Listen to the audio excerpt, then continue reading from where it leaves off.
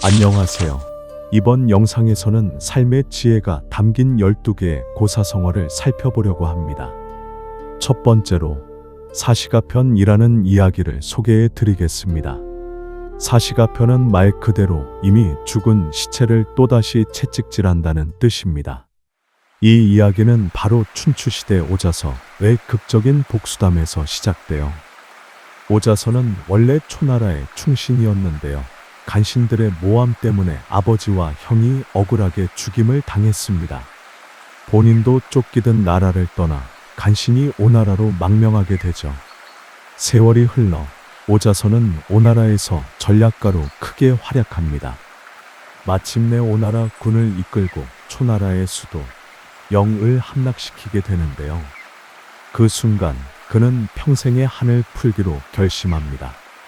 바로 아버지와 형을 죽게 만든 초나라 평왕의 무덤을 파헤친 거예요. 그리고 시신을 꺼내서 무려 300대를 때렸다고 합니다. 사기 오자서열전에는 이렇게 기록되어 있어요. 초나라 평왕의 무덤을 파헤쳐 시신을 꺼내 300번 채찍질하였다. 사마천은 이 장면을 통해 오자서의 강렬한 복수심과 인간이 가진 감정의 복잡한 모습을 강조하고 있습니다. 바로 이 사건에서 나온 말이 오늘 우리가 쓰는 고사성어, 사시가편, 즉 죽은 이를 다시 채찍질하다라는 표현이에요. 고대 중국뿐 아니라 동서양 역사에서 죽은 뒤의 보복은 흔히 나타났습니다. 조선에서도 연산군은 모오사와 갑자사화에서 반대파와 관련 인물들에게 부관참시를 자행했다. 예컨대 김종직의 무덤을 파헤쳐 능욕한 일은 죽은 이를 다시 채찍질하는 사시가편의 전형적 사례다. 서양에서도 유사한 일이 있었습니다. 예를 들어 영국 청교도 혁명 시기의 올리버 크롬웰은 왕을 처형했지만 왕정복구가 이루어진 뒤 왕당파는 보복으로 크롬웰의 시체를 무덤에서 꺼내 목을 잘라 창에 걸어 두었습니다. 이미 죽은 자를 다시 심판한 것입니다. 이처럼 사시가편은 끝난 일을 다시 후벼 파는 어리석음을 풍자하는 상징적인 행위로 자리 잡았습니다. 사시가편의 교훈은 명확합니다. 첫째, 이미 끝난 일에 대해 집착하지 말라는 것입니다. 과거의 잘못이나 원한을 붙잡고 있으면 자신도 자유롭지 못합니다. 둘째, 비난과 보복은 정도를 벗어난다는 것입니다. 이미 끝난 상대를 또다시 비난하는 것은 도리에 어긋난 짓으로 공동체의 화합을 해칠 뿐입니다. 셋째, 비판의 과유불급을 경계해야 합니다. 오늘날 사회에서도 어떤 인물이나 사건이 한번 비난받기 시작하면 언론이나 여론이 끝없이 물어뜯는 경우가 많습니다. 때로는 사실보다 과장되거나 왜곡된 공격이 이어지기도 하지요. 이는 결국 공동체 전체를 피로하게 만듭니다. 현대적으로 해석하면 사시가편은 비판은 하되 집요한 공격은 삼가라라는 메시지를 줍니다. 이미 무너진 기업이나 정치인을 두고 끝없는 조롱을 이어가는 것은 사회적으로 생산적인 논쟁이 아니라 분노와 증오를 확대하는 행위에 불과합니다. 사시가편은 단순히 고대의 폭력적 장면을 그린 말이 아닙니다. 이미 끝난 일을 다시 들춰내어 괴롭히는 것은 도리에 맞지 않는다. 원하는 과거에서 끝내고 미래를 위한 교훈으로만 남겨야 한다. 비판도 정도를 지켜야 진정한 의미가 있다. 오늘날 우리 사회가 과거의 잘못을 비판하면서도 어디까지가 교훈이고 어디부터가 집착인지 스스로 묻는다면 더 건강한 토론 문화와 미래지향적인 사회를 만들 수 있을 것입니다. 이번에 소개할 고사성어는 명경지수입니다. 말 그대로 밝은 거울과 잔잔히 고여있는 물을 뜻하는데요. 여기에는 마음을 닦아 맑고 고요하게 유지하라는 깊은 뜻이 담겨 있습니다. 이 표현은 불교 경전과 도가 사상 속에서 자주 쓰였어요. 특히 마음의 상태를 비유할 때 깨끗한 거울처럼 번뇌가 비치지 않고 고요한 물처럼 흔들림이 없는 경지를 말하죠. 불교와 도가 사상에서 자주 쓰인 비유에도 이런 구절이 있습니다. 마음은 본래 밝고 고요하여 티끌이 없으면 거울 같고 욕심이 없으면 고요한 물과 같다. 즉, 명경지수는 단순한 자연의 비유가 아니라 수행과 자기 수양을 통해 도달할 수 있는 이상적인 마음의 경지를 상징합니다. 옛사람들은 명경지수의 상태를 이상적인 군자의 마음으로 여겼습니다. 유학자들은 군자는 세속의 이익에 흔들리지 않고 욕망에 따라 치우치지 않아야 한다고 했습니다.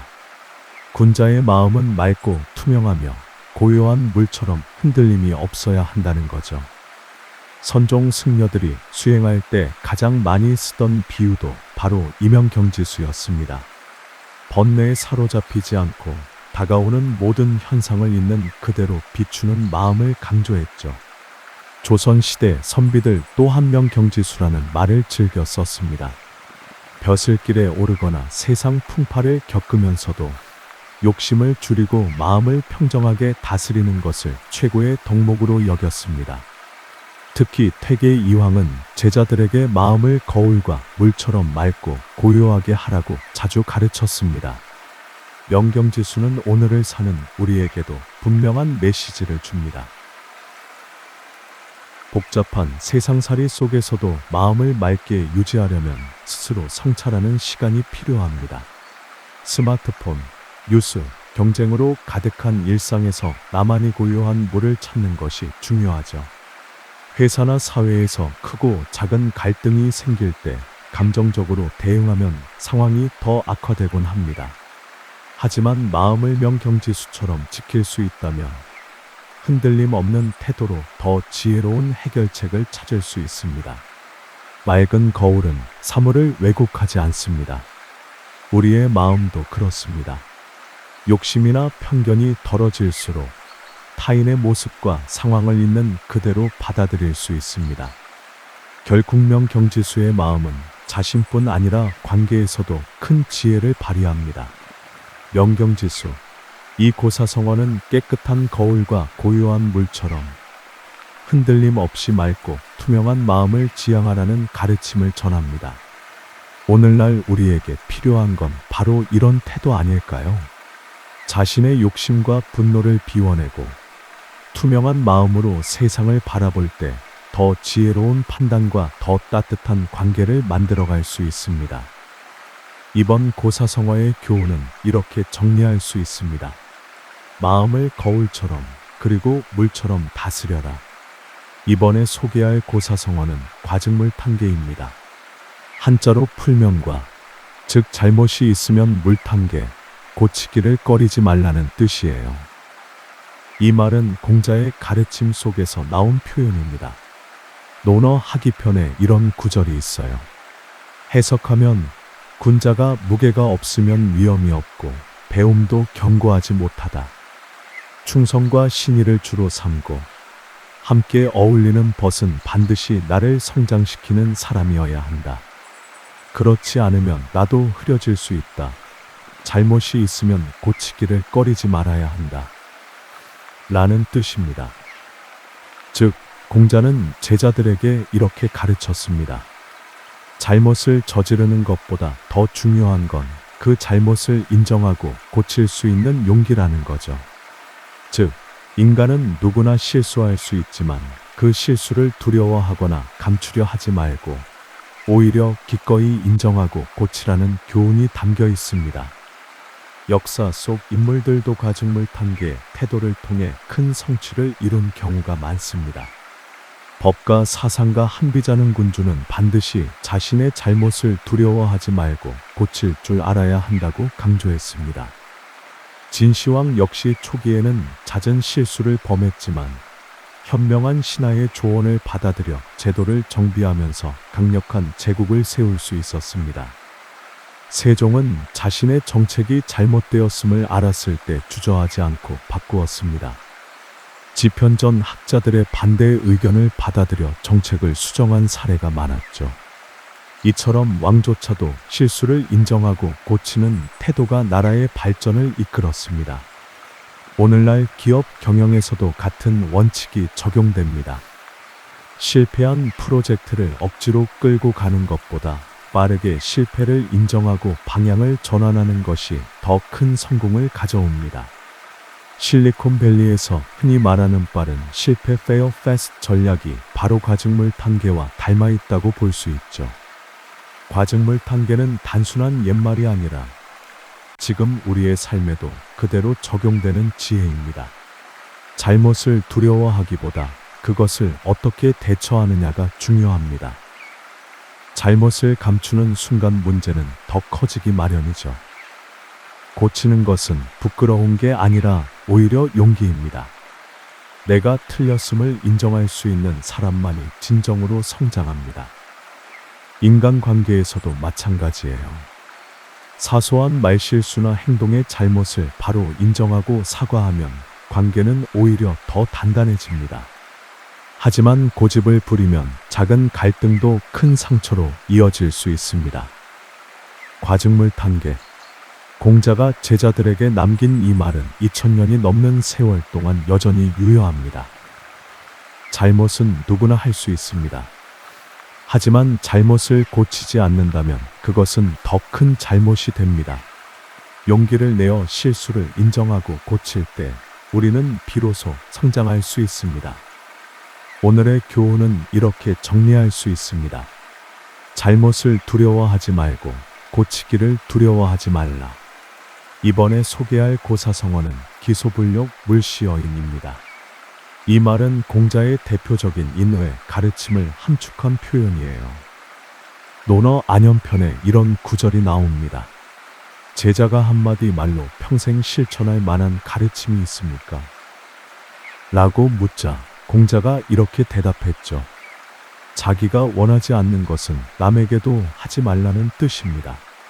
이 구절은 단순한 도덕적 훈계가 아니라 공자가 말한 황금률과도 같은 인생의 핵심 원칙이었어요. 내가 싫은 것을 상대에게 강요하지 않고 내가 바라는 마음으로 남을 대하라는 겁니다. 역사 속에서는 이 가르침을 실천하거나 반대로 어겼을 때 큰 차이가 나타났습니다. 공자는 제자들에게 느린 을 강조했습니다.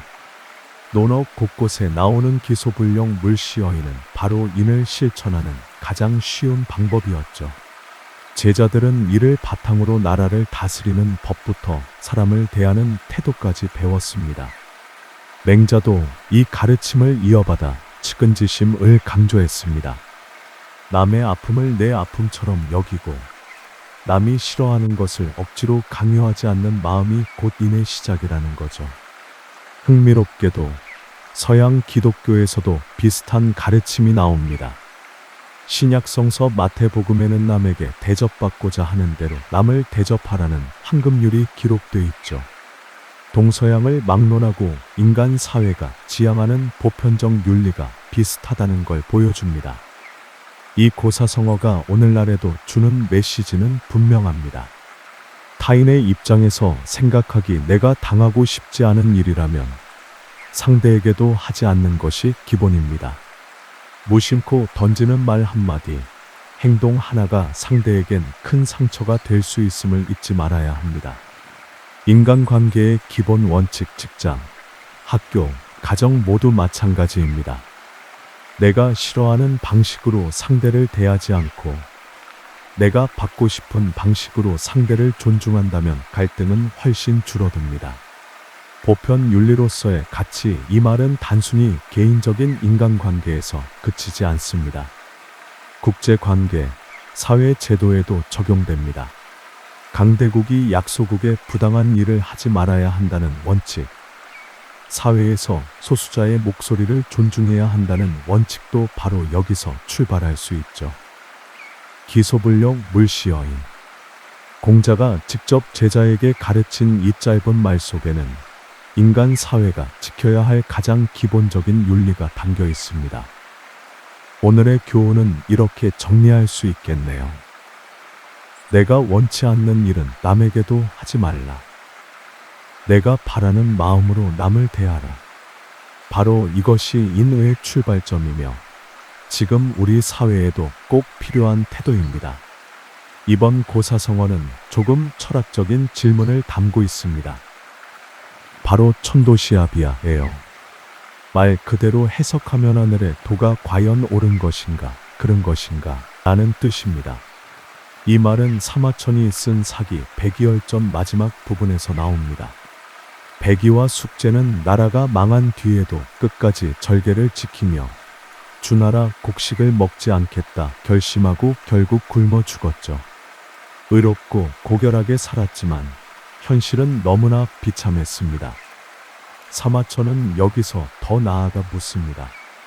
인과 덕을 쌓고 청렴하게 살았던 백이 숙제는 굶어 죽고 공자의 총에 받던 제자 안현도 젊은 나이에 세상을 떠났는데 반대로 포악한 도척 같은 자는 천수를 누렸다는 겁니다.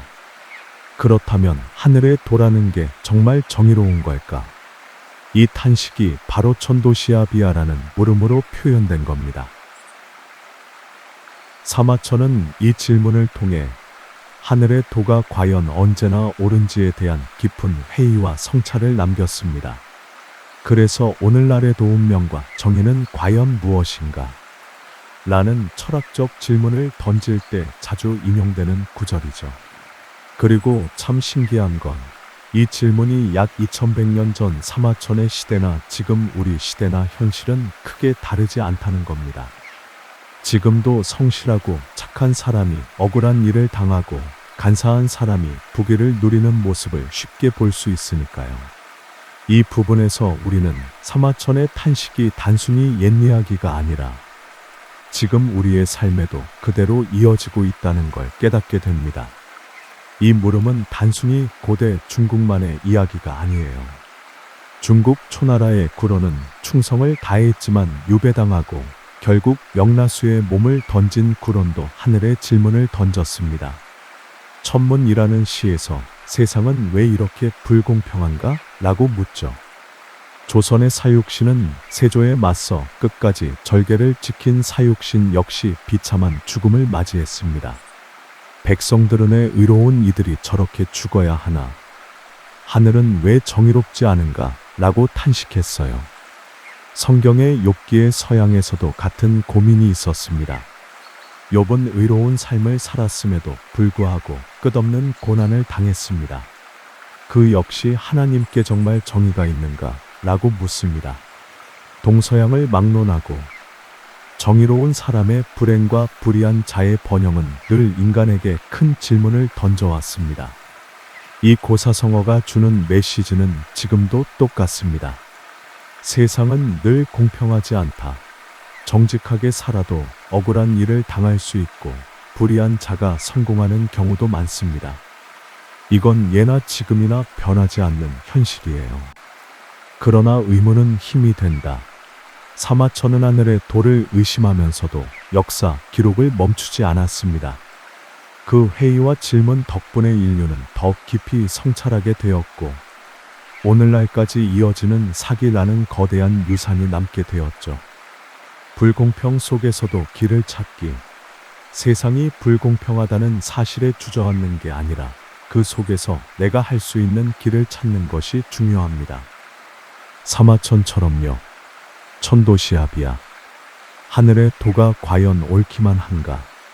이 질문은 단순한 한탄이 아니라 세상의 불완전함을 직시하고 스스로 길을 찾으려는 출발점입니다.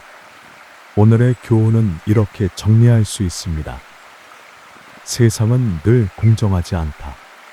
그러나 그 의문 속에서 지혜와 길을 찾을 수 있다. 이것이 사마천이 백이열전을 통해 우리에게 남긴 시대를 초월한 메시지입니다. 오늘 소개할 고사성어는 촌철살인이에요. 말 그대로는 한치 길이의 작은 쇠붙이로 사람을 죽인다는 뜻인데 원래는 무기 비유에서 나온 말이죠. 그런데 시간이 지나면서 짧지만 날카로운 말 한마디가 사람의 마음이나 허점을 찌른다는 의미로 굳어졌습니다. 이 말의 출처는 송나라 때 노대경이 쓴 항리목로라는 책입니다. 거기에 나대경은 다음과 같은 비유를 남겼습니다. 어떤 사람은 한 수레에 가득한 무기를 가지고도 사람을 죽이지 못하지만 어떤 사람은 한치의 쇠붙이로도 사람을 죽일 수 있다. 이 말은 작지만 본질을 꿰뚫는 힘을 강조한 것으로 이후 촌철살인이라는 고사성어로 정착되었습니다. 주위도 이 비유를 특히 좋아했는데 긴 말보다는 핵심을 찌르는 짧은 한마디가 더 강하다는 뜻으로 받아들였습니다. 이 고사성어는 실제로 고전 속 여러 인물들의 태도와 잘 맞아떨어집니다. 주인은 제자들에게 이렇게 설명했어요. 자공은 아는 것이 많아 늘 장황하게 말했지만 증자는 꼭 필요한 요점만 짧게 짚었죠. 주인은 이 차이를 두고 촌철살인이란 바로 증자의 간결한 말 한마디가 상대를 꿰뚫는 힘이라고 해석했습니다. 오늘날에도 이런 예는 많습니다. 정치 토론에서 상대의 논리를 무너뜨리는 한 문장, 광고 문구 하나로 소비자의 마음을 움직이는 카피, 또 SNS에서 단 한 줄에 글이 큰 울림을 주는 경우가 있죠. 이런 게 다촌철살인의 힘입니다. 이 고사성어가 주는 교훈은 분명합니다. 말은 길다고 힘이 있는 게 아니다. 짧더라도 정확히 요점을 찌르면 훨씬 더 강한 울림을 줍니다. 말은 무기다. 칼이 사람의 몸을 해치듯 말은 사람의 마음을 찌를 수 있습니다. 그래서 한마디 말을 신중하게 써야 해요. 오늘날의 소통에서는 특히 더 그렇습니다. 회의, 토론, SNS 모두 장황한 글보다 핵심 있는 한 줄이 사람들을 움직입니다. 촌철살인. 짧은 쇠붙이로도 상대를 꿰뚫듯 짧은 말 한마디가 상황을 바꾸고 마음을 흔들 수 있습니다. 오늘의 교훈은 이렇게 정리할 수 있습니다. 말은 길이보다 힘이다. 짧더라도 정확히 찌르면 세상을 움직일 수 있다. 우리의 한마디가 누군가를 상처 입히기도 하고 또 누군가에게는 용기를 주기도 합니다. 그래서 말은 언제나 신중하게 그리고 필요할 땐 날카롭게 핵심을 찌르는 힘으로 써야 합니다. 오늘 소개할 고사성어는 정운입니다. 말 그대로는 뜰에서 내리는 가르침이라는 뜻이에요. 예전에는 집 마당이나 정원에서 부모가 자녀에게 글을 가르치고 예절을 가르쳤습니다. 그래서 정운은 곧 부모가 자녀에게 전하는 가정 교육을 의미하게 됐죠. 이 말은 논어 게시편의 한 장면에서 유래합니다. 공자가 아들 이 자개와 함께 정원을 지나다가 아들을 불러 세우고 이렇게 말합니다. 시를 배우고 예를 익혀라. 시를 배우면 말을 잃지 않고 예를 익히면 설 자리를 잃지 않는다. 즉, 아들이 올바른 인격을 갖추려면 반드시 시와 예를 먼저 배워야 한다는 가르침이었습니다. 이 장면이 바로 정원에서 내리는 가르침 정운으로 굳어진 배경입니다. 이후 조선 중기의 학자 유이추는 아예 정운이라는 책을 지어 아버지가 아들에게 들려줄 삶의 지침을 체계적으로 정리했습니다. 학문을 닦는 법, 인간관계를 맺는 자세, 일상의 예절 등을 정리해 후손들에게 물려준 것이죠. 역사 속에서도 정운의 전통은 꾸준히 이어졌습니다. 조선의 가운 문화 많은 집안이 가운을 세워 대대로 전했습니다. 예를 들어근 검절약하라, 거짓말하지 말라 같은 간단한 문구지만 자손들에게는 평생의 지침이 되었죠. 유이춘의 정운은 자녀 교육용 책으로 학문에 매달리는 것만이 아니라 바른 인품과 실천을 중시했습니다.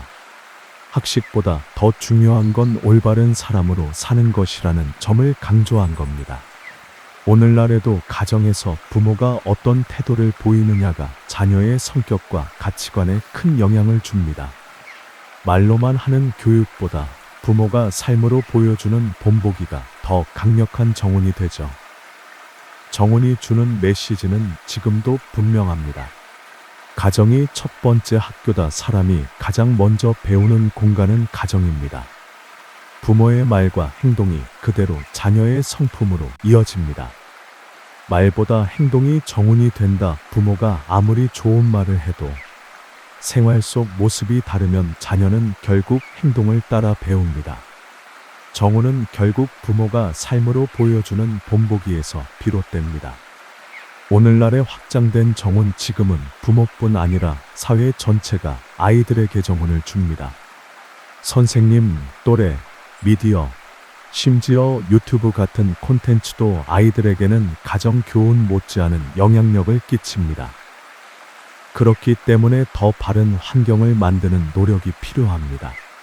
정훈, 공자의 논어 게시편과 조선 학자 유익춘의 정훈이 모두 강조하는 건 같습니다. 가정에서의 가르침이 곧 인격의 뿌리라는 점이에요. 오늘의 교훈은 이렇게 정리할 수 있습니다. 가정은 첫 번째 학교다. 부모의 말과 행동, 그리고 삶으로 보여주는 본보기가 곧 자녀의 평생 교훈이 된다. 우리가 집에서 나누는 말과 행동 하나가 누군가의 인생을 바꾸는 씨앗이 될 수 있습니다. 그것이 바로 정훈이 가진 깊은 의미입니다. 오늘 소개할 고사성어는 화후유구입니다. 말 그대로는 호랑이를 그리려다 개처럼 된다는 뜻이에요.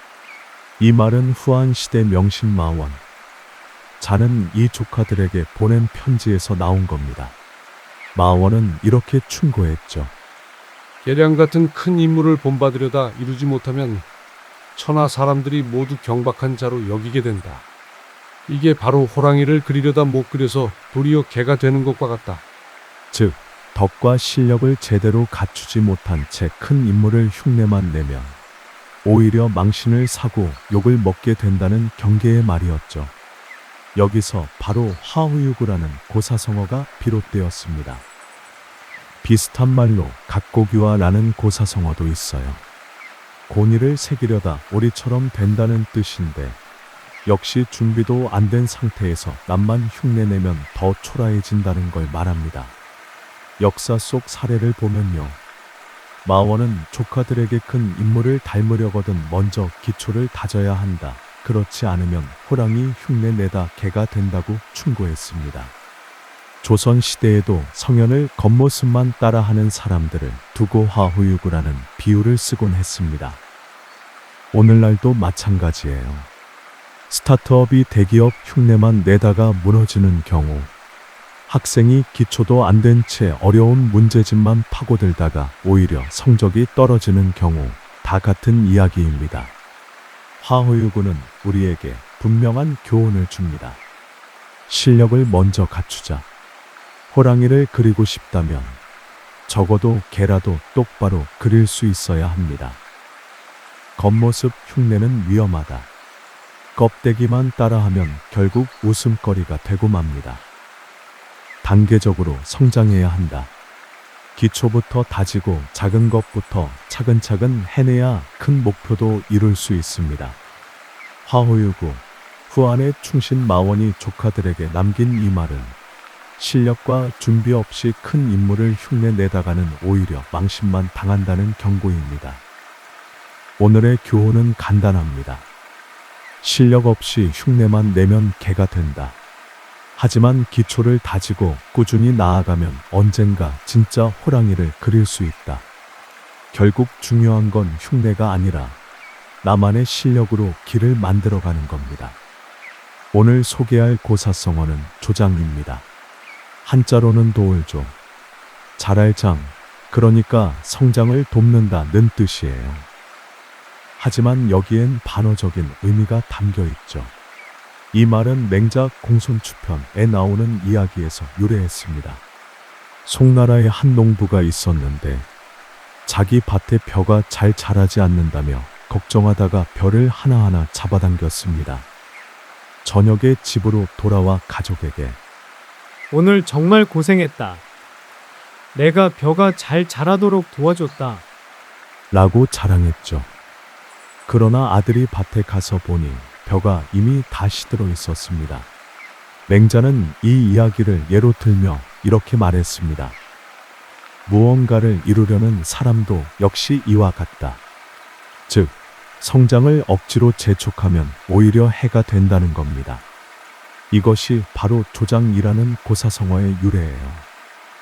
역사와 현실 속의 도조장의 사례는 많습니다. 옛 선비들은 공부할 때 조장을 경계했습니다.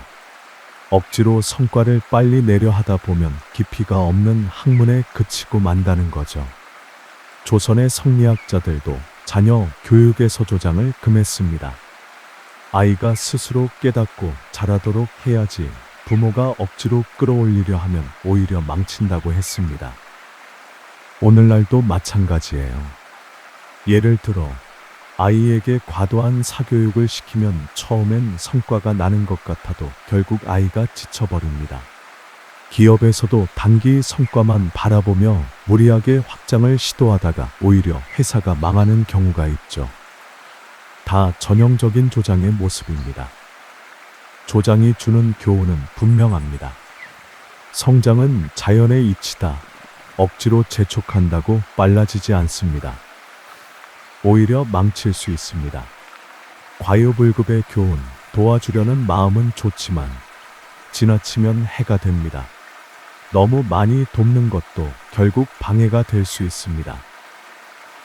현대 사회 적용, 교육, 경영, 인간관계 모두 마찬가지예요. 성과를 빨리 내려고 조급하게 끌어올리면 실패하고 자연스러운 속도를 존중할 때 더 큰 결실을 맺을 수 있습니다. 조장. 송나라 농부가 벼를 억지로 잡아당기다 망쳐버린 이 이야기는 오늘을 사는 우리에게도 큰 교훈을 줍니다. 오늘의 교훈은 이렇게 정리할 수 있습니다. 성장은 억지로 재촉할 수 없다. 도우려다 망칠 수 있으니 기다림 속에서 제대로 키워라. 조급함을 내려놓고 자연의 속도와 사람의 속도를 존중하는 것. 그것이 바로 조장이 우리에게 주는 지혜입니다. 오늘 소개할 고사성어는 노마지지입니다. 말 그대로 해석하면 늙은 말의 지혜라는 뜻이에요. 이 말은 한비자 설림편에서 나옵니다. 옛날 중국 제나라 군대가 길을 잃고 헤매고 있었습니다. 지형은 낯설고 병사들은 어디로 가야 할지 몰라 당황했죠. 이때 한 장수가 이렇게 말했습니다. 늙은 말은 길을 잘 안다. 그냥 풀어주면 스스로 길을 찾을 것이다. 정말로 늙은 말이 앞장서서 가자 군대가 길을 찾아 무사히 빠져나올 수 있었다고 합니다. 이 일화에서 나온 말이 바로 노마지지. 즈가물이 하찮아 보이는 존재라도 경험에서 비롯된 지혜는 귀하다는 뜻이에요. 이 이야기는 단순한 동물의 본능 이야기가 아닙니다. 사람 사회에도 그대로 적용되어 춘추전국 시대에는 노마지지라는 말이 경험자, 즉 연장자의 지혜를 존중하라는 뜻으로 자주 쓰였습니다. 조선에서도 비슷한 이야기가 전해집니다. 관직에서 물러난 원로 대신의 말 한마디가 나라의 위기를 구한 경우가 많았습니다. 젊은 신하들이 보지 못하는 부분을 경험 많은 어른들이 짚어줬던 거죠. 오늘날 회사나 조직에서도 똑같습니다. 최신 기술을 아는 젊은 세대가 앞서 나가지만 위기 상황에서는 오히려 오래 몸담은 선배의 경험이 큰 힘을 발휘하곤 합니다. IT 스타트업도 마찬가지예요. 신입의 아이디어가 혁신을 이끌 때도 있지만 불황이 닥치면 경영 경험이 많은 사람의 판단이 회사를 살리기도 하죠. 노마지지는 우리에게 이런 교훈을 줍니다. 경험은 무시할 수 없는 자산이다. 지식이나 기술도 중요하지만 오랜 경험에서 오는 직관과 지혜는 위기 상황에서 빛을 발합니다. 모든 존재에게 배울 점이 있다. 늙은 말처럼 하찮아 보이는 존재라도 각자의 강점과 역할이 있다는 걸 인정해야 합니다.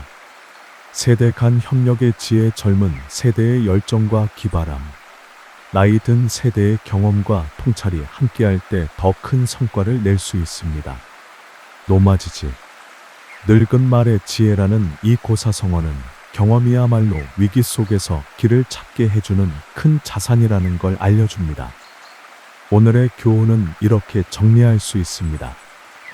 하찮아 보여도 경험의 힘은 위대하다. 지혜는 예상치 못한 곳에서 나온다. 우리가 흔히 간과하는 사람, 작은 목소리 속에도 길을 열어줄 열쇠가 숨어 있을 수 있습니다. 그것을 존중하는 태도가 곧 노마지지의 지혜입니다. 오늘 소개할 고사성어는 결초보훈입니다. 말 그대로는 풀을 묶어서 은혜를 갚는다는 뜻이에요. 이 이야기는 좌전 문공 18년에 나옵니다.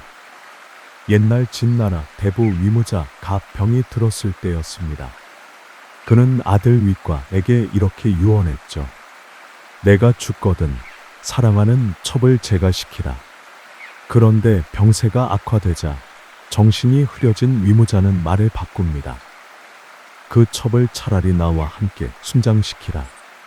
아버지가 세상을 떠난 뒤 아들 위관은 이렇게 말했습니다. 사람은 병세가 위중하면 정신이 흐려진다. 나는 아버지께서 맑은 정신으로 하신 첫 유언을 따르겠다. 결국 첩을 제거시켰습니다.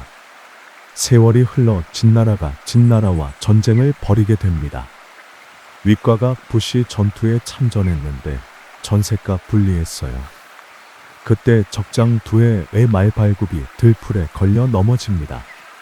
그 틈에 윗과는 적장을 사로잡고 전세를 뒤집어 큰 승리를 거두었죠. 그날 밤 윗과의 꿈에 한 노인이 나타나 말했습니다. 나는 당신이 제가시킨 그 여인의 아버지다. 당신이 내 딸을 살려준 은혜를 갚고자 전장에서 풀을 묶어 적장을 넘어뜨렸다. 좌전 원문의 마지막에 이렇게 기록되어 있습니다. 결초의 양지 풀을 엮어 그를 넘어뜨리다. 여기서 유래한 말이 바로 결초보운 죽어서도 은혜를 잊지 않고 반드시 보답한다는 뜻입니다. 이 고사성어는 이후 충성과 의리를 강조할 때 자주 쓰였습니다.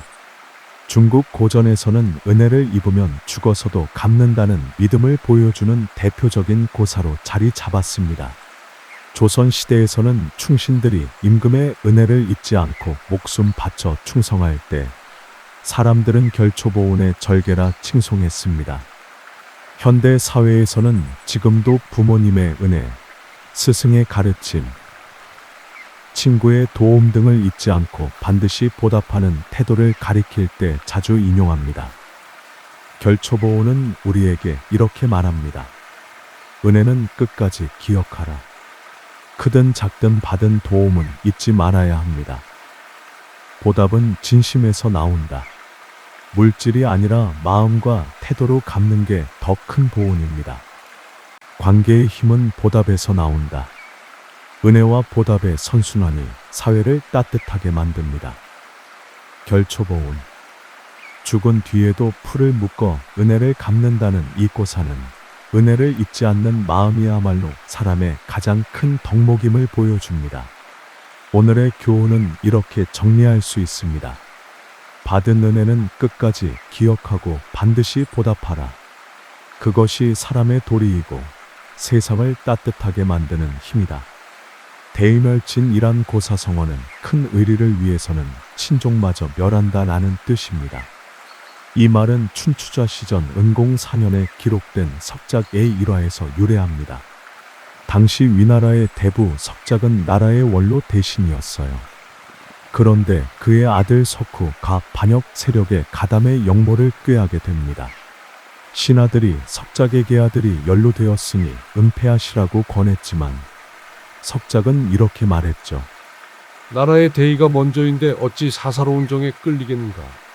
결국 석작은 아들의 죄를 숨기지 않고 석후를 법에 따라 처형하게 했습니다. 그야말로 큰 의리를 위해 친족을 멸한 것이었죠. 이 사건이 바로 대의멸친이라는 성화의 대표적인 유래입니다. 이 이야기는 단순히 부자 간의 비극이 아닙니다. 공적인 정의를 지키려면 사사로운 정마저 끊어야 한다는 가르침을 보여줍니다.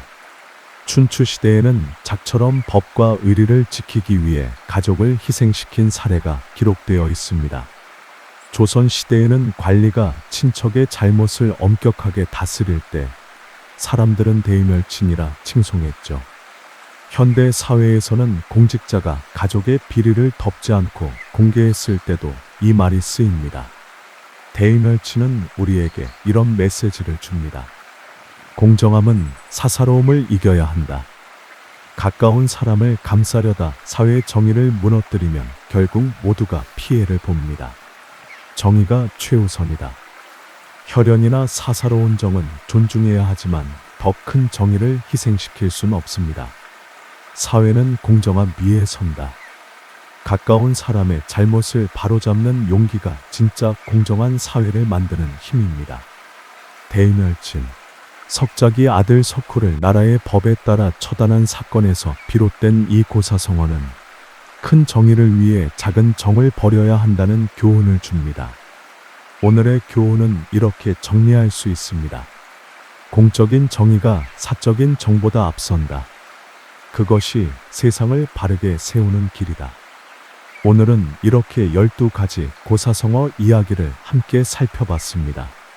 사람의 분노와 집착을 보여준 사시가편, 마음의 맑음을 담은 명경지수, 잘못을 고치는 용기 과증물 탄계, 타인에 대한 배려 기소불용 물시여인, 하늘의 도리를 묻는 천도시아비아, 짧은 말에 힘촌철살인, 가정교육의 중요성을 알려준 정훈, 흉내 내다 실패하는 화호유구, 조급함의 위험을 말한 조장, 경험의 가치를 일깨운 노마지지, 은혜를 잊지 않는 결초보온, 그리고 정의를 위해 친정을 끄는 대인열친까지. 고사성어는 단순한 옛말이 아니라 수천 년을 건너 오늘 우리의 삶에도 그대로 이어지는 지혜입니다. 조금은 잊고 살았던 가치들을 다시 떠올리게 하는 말들이죠. 여러분은 오늘 들은 고사성어들 가운데 어떤 이야기가 가장 마음에 남으셨나요? 함께해 주셔서 감사합니다.